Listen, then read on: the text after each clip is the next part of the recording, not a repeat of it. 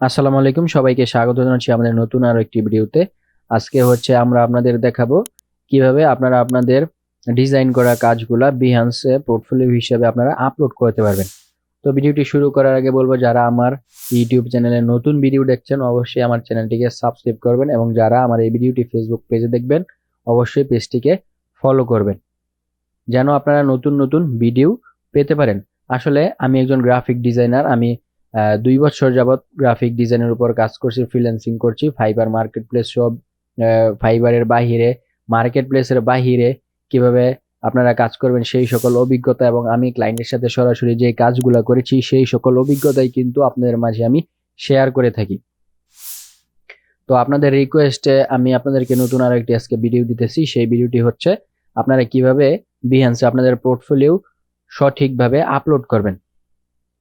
আশা করি আপনারা সবাই আপনাদের বিহান্সে প্রোফাইল 100% কমপ্লিট করেছেন, আপনাদের সকল ইনফরমেশন অ্যাড করেছেন এবং সুন্দর একটি কভার ফটো এখানে আপলোড করবেন। কারণ আপনার এই সুন্দর প্রোফাইল দেখে কিন্তু ক্লায়েন্ট অবশ্যই আপনার কাজের প্রতি আকৃষ্ট হবে, আপনাকে কাজ দেওয়ার জন্য আকৃষ্ট হবে। বিহান্সে আমি এখন বর্তমানে ডিজাইন আপলোড করি না। আমার আলাদা একটি ওয়েবসাইট রয়েছে, আমি সেখানে আপলোড করি। আমার এটা হচ্ছে অনেক দিন আগের কিছু ফাইল আপলোড করা ছিল। তো আপনারা যেভাবে ফাইল আপলোড করবেন সেটা হচ্ছে যে এখানে একটা বাটন পেয়ে যাবেন, শেয়ার ইওর ওয়ার্ক। এখান থেকে আপনারা প্রজেক্টে ক্লিক করবেন। প্রজেক্টে ক্লিক করার পর আপনারা এরকম একটি ইন্টারফেস দেখতে পারবেন। এখানে ইমেজ নামে একটা অপশন আপনারা পেয়ে যাবেন, ইমেজে ক্লিক করবেন। ক্লিক করার পর আপনার ডিজাইনের ফাইলটা যেই ফোল্ডারে আছে সেই ফোল্ডার থেকে আপনারা ফাইলটিকে কিন্তু এখানে সিলেক্ট করে ওপেন বাটনে ক্লিক করলে কিন্তু ফাইলটি আপলোড হওয়া শুরু করবে। ফাইল আপলোড হওয়ার পর এখানে কিছু কাজ রয়েছে। এখানে টেক্সট নামে একটি অপশন রয়েছে, আপনারা যদি এটাতে ক্লিক করেন তাহলে এটা কি রিলেটেড ডিজাইন সেই ডিজাইনটার নাম এখানে লিখে দিতে পারবেন, অথবা আপনি যদি চান যে বিহান্সে যদি কেউ এই ডিজাইনটা ভিউ করার পর আপনাকে অর্ডার করবে, ফাইবার লিংকে নিয়ে যাবেন, তাহলে কিন্তু এখান থেকে নিতে পারবেন। ধরুন আপনি এখানে লিখলেন হায়ার মি। তো হায়ার মি এখানে লেখার পর আপনি চাইলে এটাকে কন্ট্রোল-A দিয়ে সিলেক্ট করে ফন্ট সাইজটা একটু বাড়িয়ে নিতে পারেন। তারপর এখান থেকে আপনি ফন্টের কালার দিতে পারেন। যে ফন্টের কালার এখানে আমরা রেড করে দিলাম, ওকে। এবং এখান থেকে অ্যালাইন আমরা মিডল করে দিলাম এবং একটু বোল্ড করে দিলাম। চাইলে এখান থেকে কিন্তু আপনারা ফন্টের স্টাইলও চেঞ্জ করতে পারেন। আর আপনারা এই লেখার উপরে কেউ যদি মাউস রেখে এখান থেকে ক্লিক করে কিন্তু সরাসরি আপনার ফাইবার লিংকে চলে যাবে। আমি সেটা দেখাচ্ছি। আমার ফাইবারের লিংকটা কপি করছি। এটা হচ্ছে আমার ফাইবার প্রোফাইলের লিংক। এই লিংকটা কপি করলাম এবং এখানে যখন আমি কন্ট্রোল-A প্রেস করলাম তখন এই যে এখানে একটা লিংক নামে অপশন আছে, এখানে ক্লিক করার পর আমি যদি ফাইবারের লিংকটা এখানে ওকে করে দিই, কেউ যদি আমার এই ছবিটা ভিউ করে এবং এখানে লেখা থেকে হায়ার মি, এখানে ক্লিক করলে কিন্তু সরাসরি আমার ওই ফাইবার লিংকে কিন্তু চলে আসবে। তারপর এখান থেকে আপনি কন্টিনিউ বাটনে ক্লিক করবেন। ক্লিক করার পর এখানে আপনার যে প্রজেক্টটা আছে প্রজেক্টের নাম লিখে দিবেন। এটা হচ্ছে রেস্টুরেন্ট ব্যানার। রেস্টুরেন্ট ব্যানার আমরা লিখে দিলাম। প্রজেক্ট ট্যাগ কি দিতে পারি? প্রজেক্ট ট্যাগ অবশ্যই রেস্টুরেন্ট রিলেটেড।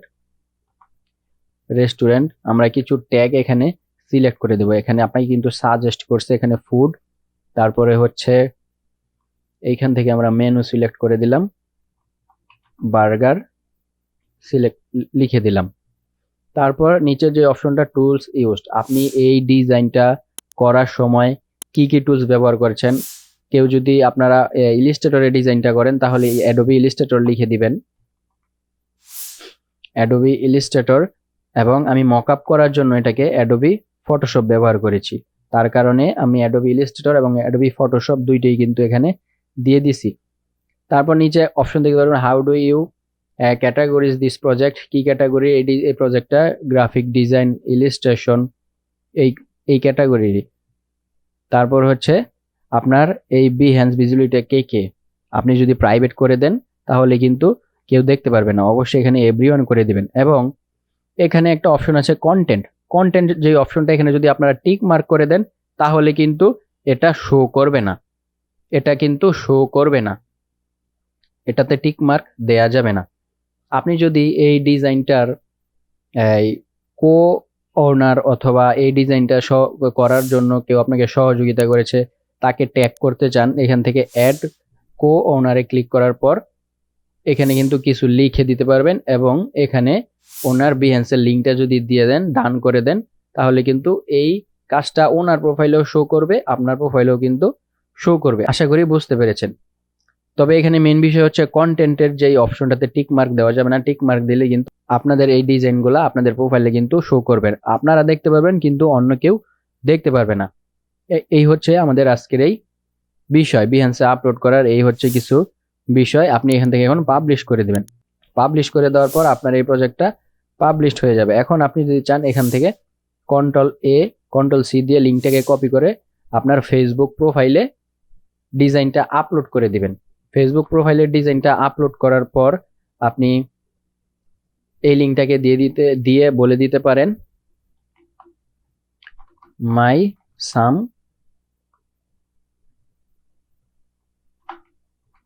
প্রজেক্ট, এখানে লিখে দিতে পারেন মাই সাম প্রজেক্ট অথবা মাই সাম আদার ওয়ার্ক।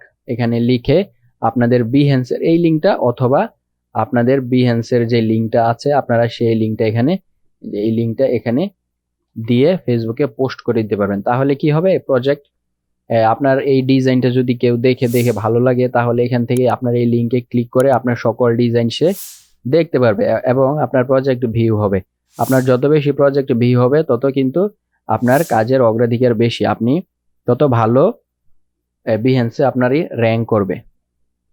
আশা করি বুঝতে পেরেছেন। তো আপনারা যারা এই ভিডিওটি আমার ইউটিউব চ্যানেলে দেখেছেন অবশ্যই আমার চ্যানেলটিকে সাবস্ক্রাইব করবেন এবং যারা আমার এই ভিডিওটি ফেসবুক পেজে দেখেছেন অবশ্যই আমার পেজটিকে ফলো করবেন। আজকের মতো বিদায় নিলাম, দেখা হবে নেক্সট কোনো গুরুত্বপূর্ণ ভিডিওতে। সবাই ভালো থাকবেন। আসসালামু আলাইকুম।